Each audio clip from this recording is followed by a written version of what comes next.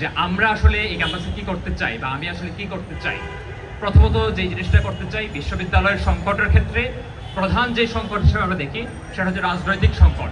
যে রাজনৈতিক সংকটের কারণে প্রতিনিয়ত ঢাকা বিশ্ববিদ্যালয় এবং এই বিশ্ববিদ্যালয়ের শিক্ষার্থীদেরকে প্রতিনিয়ত দেখা যাচ্ছে একটা জটিলতার মুখোমুখি হতে হয় এবং প্রতিনিয়ত তার অধিকার থেকে তাকে বঞ্চিত থাকতে হয়। আমরা দেখতে পাই যে বিশ্ববিদ্যালয়ের প্রতিনিয়ত যে মারামারির ঘটনা ঘটে, সিট দখলের ঘটনা ঘটে, পাও খাওয়ার ঘটনা ঘটে, চাঁদাবাজির ঘটনা ঘটে, কিংবা নারী হেনস্থার ঘটনা ঘটে, প্রত্যেকটার ক্ষেত্রেই একটা বড় অংশেই দায়ী থাকে রাজনৈতিক দলের নেতাকর্মীরা। এবং সেই রাজনৈতিক দলগুলো থেকে সাধারণত হচ্ছে ক্ষমতাসীন রাজনৈতিক দল এবং ক্ষমতার সাথে অঙ্গীভূত রাজনৈতিক দল সমূহ।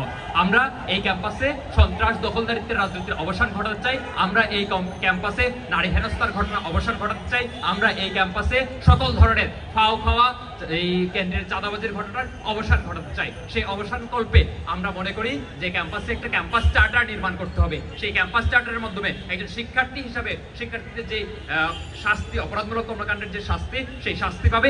একই সাথে এই শাস্তি দিতে কিংবা হচ্ছে এই ধরনের ঘটনার সাথে কোনোভাবে প্রশাসন জড়িত থাকলে প্রশাসনকেও শাস্তির মুখোমুখি হতে হবে, শাস্তির মধ্যে নিয়ে আসতে হবে।